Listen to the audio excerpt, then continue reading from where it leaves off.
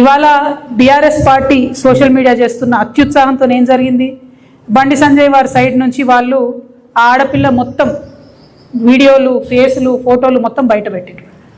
అంటే ఒక అమ్మాయి, ఆమె మైనరో కాదో అనేటటువంటి చర్చ ఉంది. ఆ అమ్మాయి జీవితాన్ని నాశనం చేయడానికి ఇవాళ డైరెక్ట్గా బీఆర్ఎస్ పార్టీయే కారణం.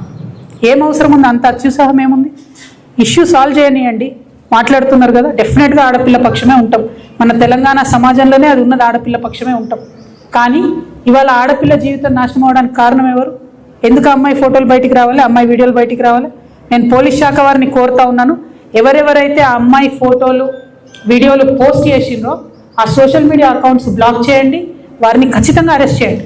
మీ ముఖ్యమంత్రి మీద ఒక చిన్న పోస్ట్ పెడితే ఇవాళ ఎత్తుకపోయి అరెస్ట్ చేస్తున్నారు. కాబట్టి ఒక ఆడపిల్ల జీవితాన్ని నాశనం చేసేటట్టుగా పోస్టులు పెట్టి, వీడియోలు పెట్టి, వాళ్ళ ఫ్రెండ్స్తో ఉన్నప్పటి ఈ ఫోటోలు అన్ని బయట పెట్టినటువంటి అకౌంట్స్ని బ్లాక్ చేయాలి, ఖచ్చితంగా వాళ్ళని అరెస్ట్ చేయాలని చెప్పి నేను డిమాండ్ చేస్తూ ఉన్నాను.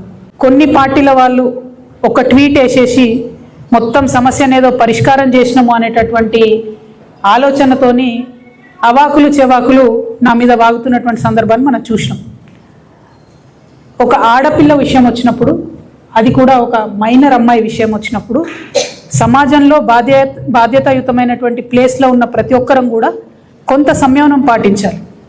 సోషల్ మీడియాలో ఏది పడితే అది వాగితే ఆడపిల్లలకి ఎక్కువ నష్టం జరుగుతుంది. మన సమాజం ఇప్పటికి కూడా రేపు పొద్దున బండి సంజయ్ గారి అబ్బాయి దోషి కాదు అని తేలినా, దోషి అని తేలినా సమాజం మగపిల్లల్ని క్షమిస్తుంది, కానీ ఆడపిల్లలకు మాత్రం కంప్లీట్గా లైఫ్ బర్బాద్ అయ్యే పరిస్థితి ఉంటుంది. ఒక దేశ ప్రధానమంత్రి గారు వచ్చి కూర్చున్న వేదిక మీద, ఒక రాష్ట్ర ముఖ్యమంత్రి గారు కూర్చున్నటువంటి వేదిక మీద అత్యంత గంభీరమైనటువంటి ఆరోపణలు వాళ్ళ కుటుంబ సభ్యులు ఎదుర్కొంటున్నటువంటి నేపథ్యంలో అదే వేదికను భారతదేశం యొక్క సహాయక మంత్రిగా, హోమ్ మినిస్టర్గా ఉన్నటువంటి బండి సంజయ్ గారు కూడా ఆ వేదికను పంచుకోవడం నిజంగా చాలా శోచనీయం.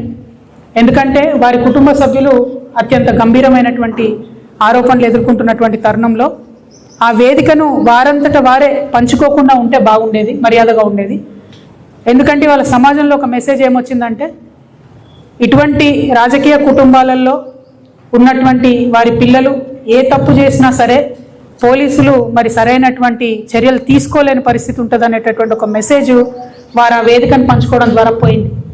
అందుకనే నేను రాష్ట్ర ప్రభుత్వాన్ని చేస్తున్నటువంటి డిమాండ్ ఏంటంటే, బండి సంజయ్ గారి కుమారుడు ఎదుర్కొంటున్నటువంటి ఆరోపణలో భారతీయ జనతా పార్టీకి ఒక అలవాటు ఉన్నది, ఇట్లాంటి నేరారోపణలు ఎదుర్కొంటున్న వాళ్ళని వాళ్ళు దేశం దాటిస్తారు మొదలు. సో బండి సంజయ్ గారి కుమారుడు ఈ దేశం వదిలి వెళ్ళిపోకుండా ఉండడానికి తక్షణమే మన తెలంగాణ పోలీస్ అధికారులు లుకౌట్ నోటీస్ లాంటిది ఇవ్వాలి. అన్ని ఎయిర్పోర్ట్స్లో కూడా వారిని మరి కట్టడి చేసే విధంగా ప్రయత్నం చేయాలి. మొట్టమొదలు ఆ పని చేసినట్టయితే తెలంగాణ సమాజంలో ఉన్నటువంటి మహిళలందరికీ కూడా ఒక విశ్వాసం వస్తుంది, పారదర్శకంగా మరి మంచి విచారణ జరుగుతుంది అనేటటువంటి విశ్వాసం ఒకటి వస్తుంది.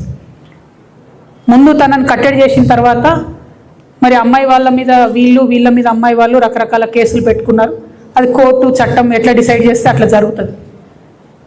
కానీ ముందు తను బయటకు వెళ్లకుండా చూడాలి, పోలీసు వాళ్ళు విశ్వాసాన్ని కల్పించాలి.